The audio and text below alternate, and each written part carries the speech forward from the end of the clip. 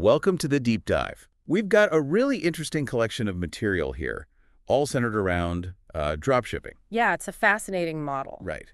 So the basic idea, for anyone maybe less familiar, is you sell products online, but you don't actually keep any stock yourself. Exactly. A customer orders from your store, You take their payment, pass the order to a third-party supplier. and they ship it directly to the customer. You never touch the product. It's kind of like running a store without the back room. Precisely. Yeah. And the big appeal, which comes through in these sources, is how accessible it is. Yeah, the low barrier to entry. Minimal upfront cash needed, which is huge. You don't need a warehouse full of stuff. And the sheer range of products you can sell is wild.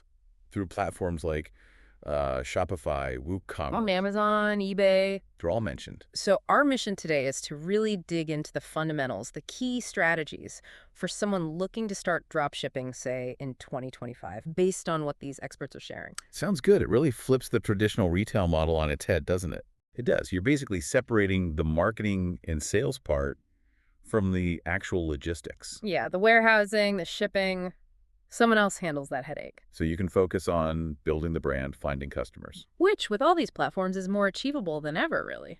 Okay, so the big question first. How do you find products that will actually sell? The winning products. The million-dollar question indeed. Jordan Welch has some specific principles for 2025. His first one is interesting. Look for products trending recently, like just starting to pop off in the last few days. Okay, so not necessarily being the very first. Exactly. He says catch the trend as it's starting, not try to invent it. And get this, he thinks competition is actually helpful How so? because you can see what marketing is already working for that product. Ah, right. So you learn from the early movers, like a sneak peek at their playbook. Yeah, it's sort of strategic observation. You see what angles work, what ads are clicking. That makes a lot of sense. You're not flying completely blind. You get some validation, see what resonates. His second point is crucial.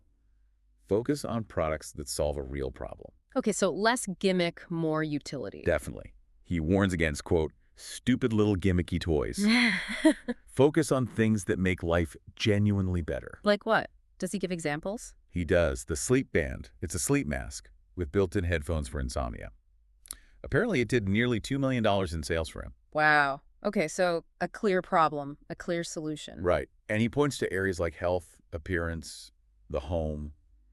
These are places where people constantly look for solutions. That resonates. Problem-solving products often have more staying power than just, fidget spinners. Yeah, exactly. More longevity, potentially repeat customers too. Real value. And Welch's third idea, capitalize on trends across different platforms. Okay, so if it's big on TikTok? Don't stop there. He suggests maybe Facebook is the bigger opportunity for that same product.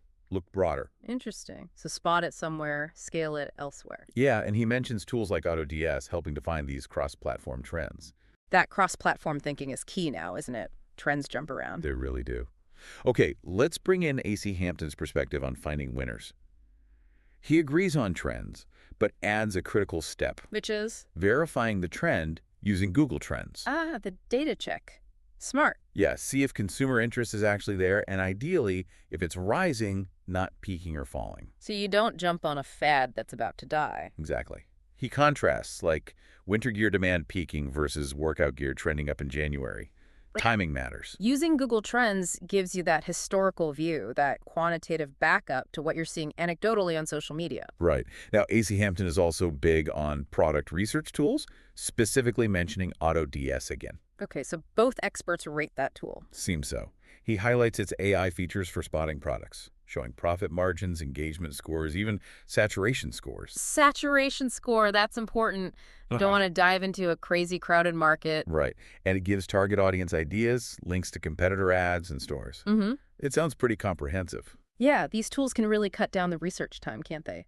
Especially the competitor analysis part. See what others are doing. He specifically mentions AutoDS's training product section things trending right now on Instagram, Facebook, TikTok. Okay, so real-time hot products. And the Ad Spy section lets you see actual running ads, filtered by engagement, platform, date. Wow, so you can basically reverse engineer successful ad campaigns, see the creative, the copy. Pretty much.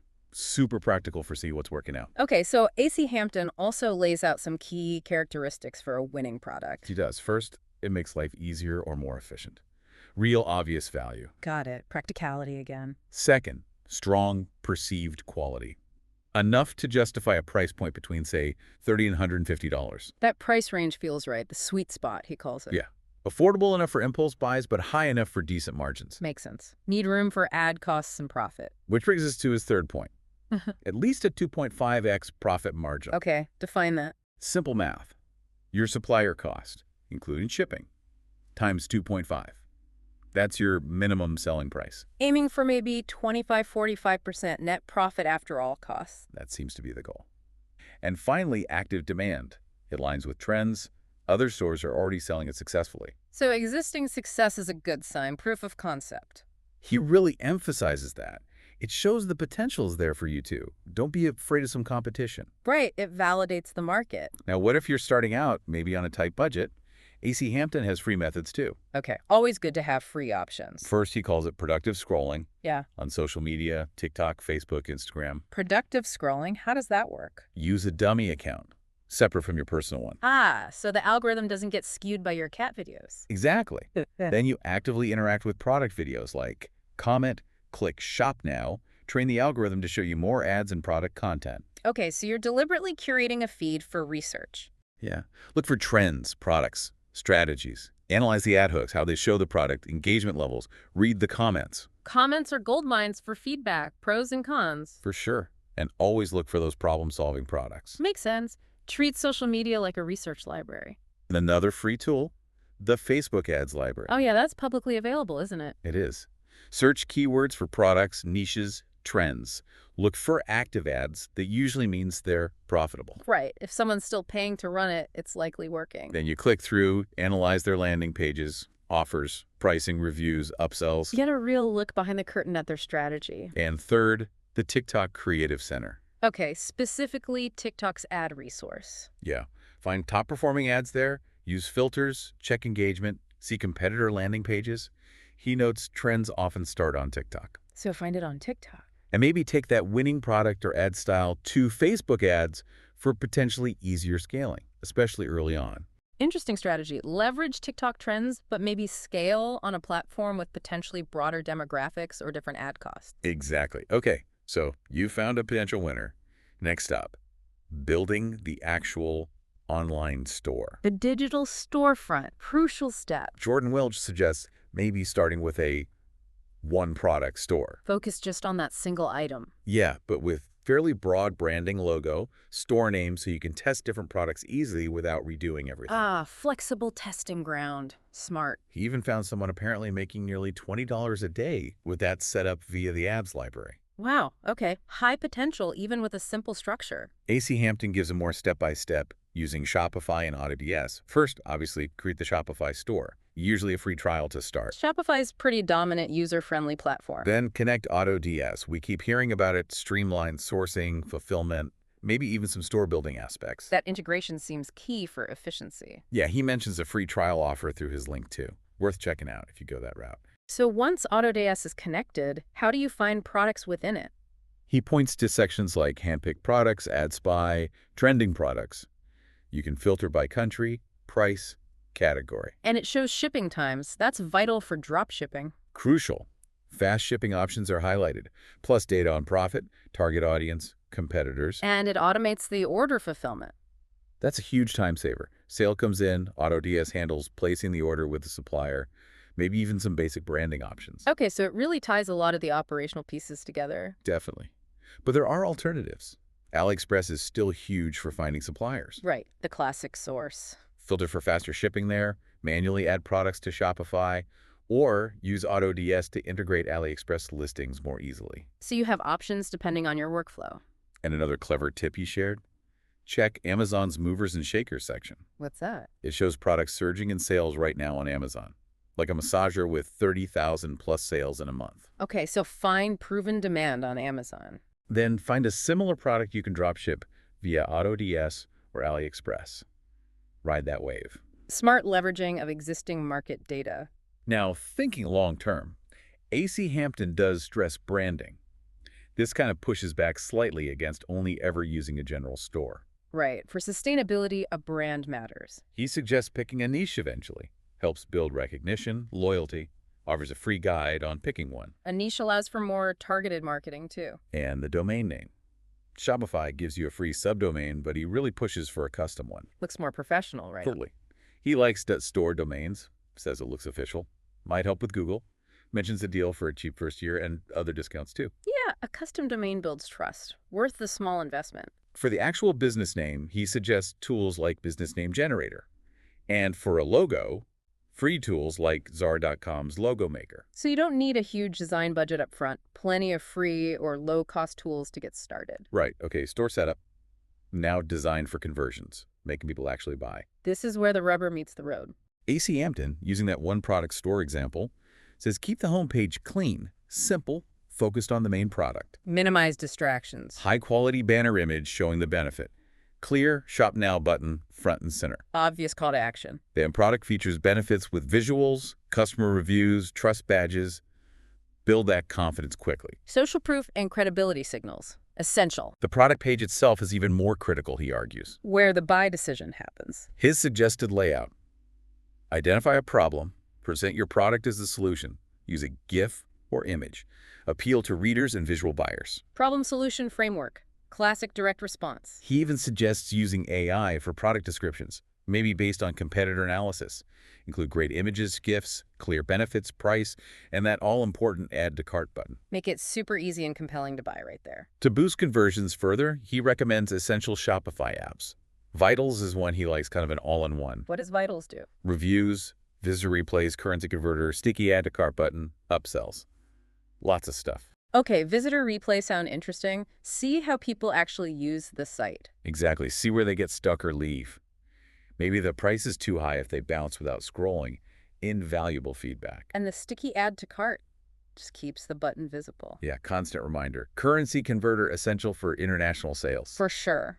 Reduces friction for global customers. Vitals also has upselling features built in, like volume discounts. Buy 2, get 10% off. Buy 4, get 20% off. That Yeah. kind of thing. Encourages bigger orders. And product bundles. Offer related items together, like treadmill, yoga mat, water bottle. Yeah, as a discounted package. Increases average order value. Smart tactics. Absolutely. Get more revenue per customer. Payment processing important. Shopify payments is usually the easiest, he says. Often next day payouts. But not available everywhere, right? Correct. Need to check the supported country list. PayPal is the strong second option. Widely available. Trusted. Good to offer both if possible. Builds trust. Yeah, more options, more trust, and caters to preferences. Makes sense. Briefly on legal stuff, LLCs, taxes.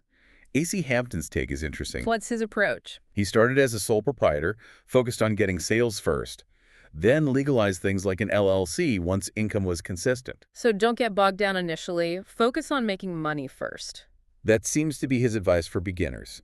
Get the first sale, then worry about formal structures. He has a tax video on YouTube for more detail. Oberlo's resources also suggest formalizing once you grow. Yeah, and Oberlo warns strongly, don't sell copyrighted stuff.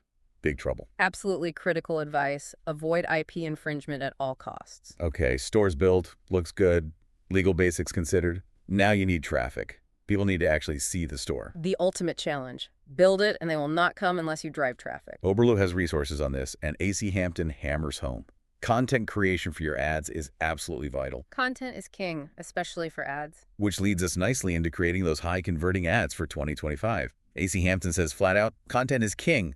High-quality ads are your lifeline. Can't just throw anything up there and expect results. He calls social media the new shopping mall. Your ad has to stand out, connect emotionally, create urgency. Make them feel they need it now. He lists fundamentals for a viral, high-converting ad. First, grab attention in the first 3 seconds. Bold copy, eye-catching visual. Hook 'em fast. Crucial window. Scroll stopping power. Second, high-quality visuals. Professional look builds trust. Blurry or amateurish kills credibility. Third, clearly defined buyer persona. Know exactly who you're talking to. Tailor the content. Relatability is key for engagement. Fourth, leverage trending styles. POV videos, testimonials. Use formats that are working. Don't reinvent the wheel, improve it. Adapt proven formulas. Smart. Fifth, connect emotionally. Make them laugh, feel motivated, relate. Drives engagement and shares. Emotion drives action. And finally, a clear call to action. Tell them exactly what to do next. Visit website, use code, follow page. Don't leave them guessing. guide them. Now, creating these ads, it doesn't have to take forever. He recommends CapCut Commerce Pro, an AI tool. AI for ad creation. Interesting. How does it work? One-click video generator. Put in your store URL or add assets manually. Highlight features, set prices. Okay, pulls product info automatically. Seems like it can. It manages media, can use competitor stuff, has an auto-enhance feature. Streamlines the asset gathering and polishing. But the really cool part, AI avatars and voices for UGC-style content. Wait, AI pretending to be customers? Kind of.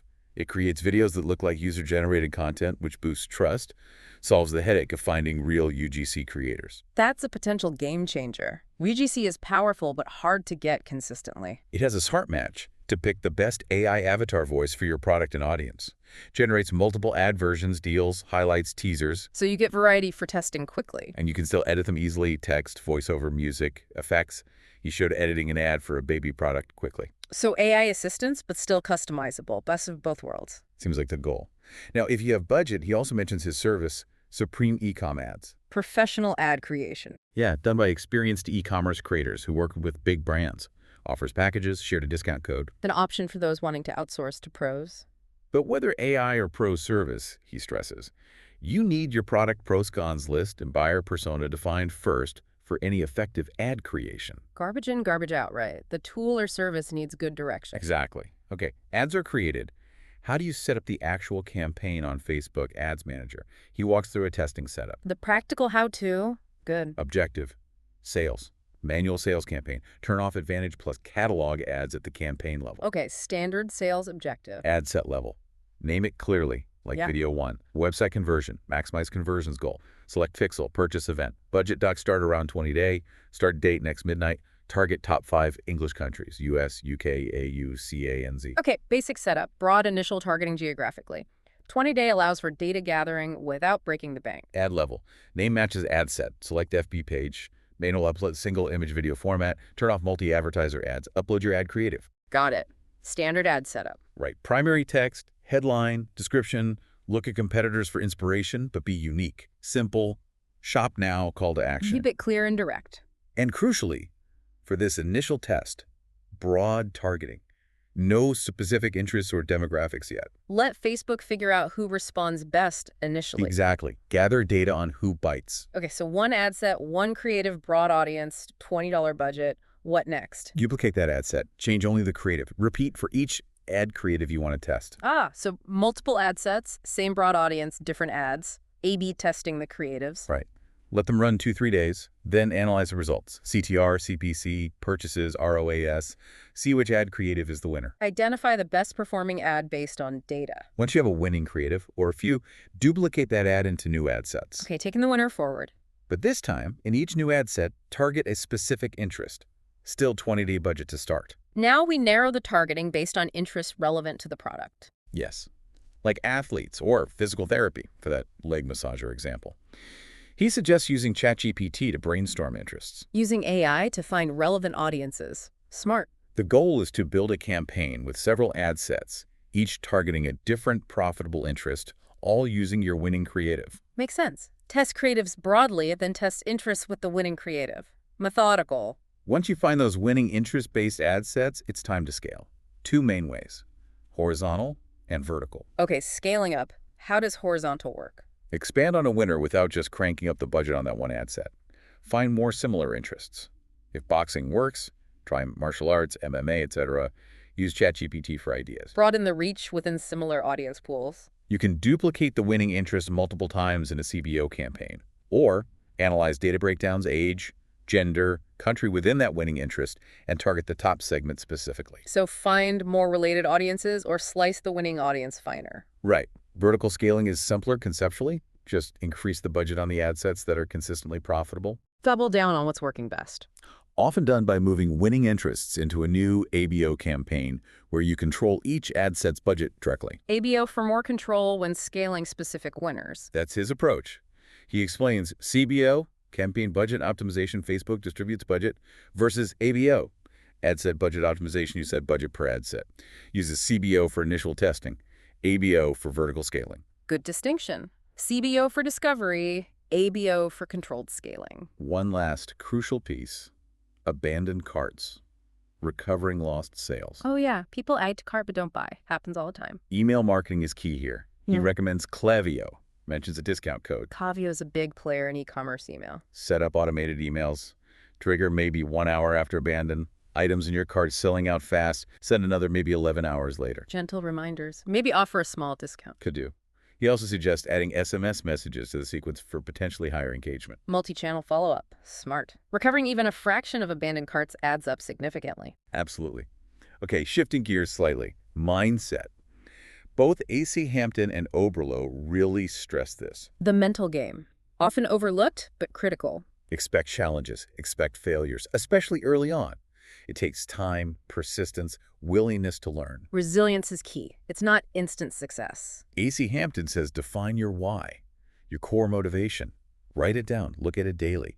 Helps when things get tough. Having that anchor when you hit roadblocks. He talks about his own big losses early on, chargebacks, bad suppliers, but how they forced him to learn and get better. Turning setbacks into lessons, that's the growth mindset. And he shares success stories. Someone going from zero to over $1 in 9 months, following his stuff, his own experience helping thousands. Inspiring. Shows what's possible with the right approach and persistence. Oberlo echoes this. Dropshipping has a learning curve.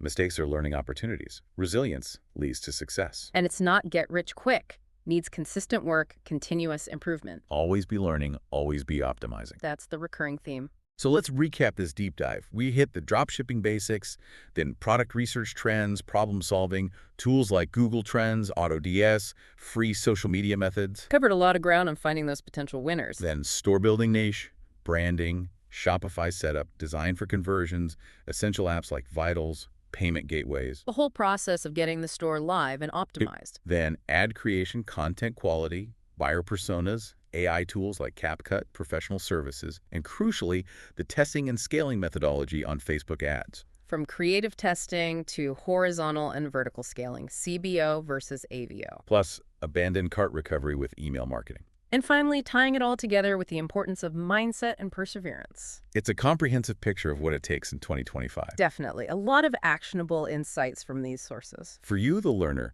hopefully this gives you a solid foundation. Think about which strategies and tools resonate with you and your goals right now. Maybe revisit parts of this as you move forward. Yeah, absorb it, then start applying the pieces that make sense for your situation. Remember that learning curve is real, so be patient with yourself.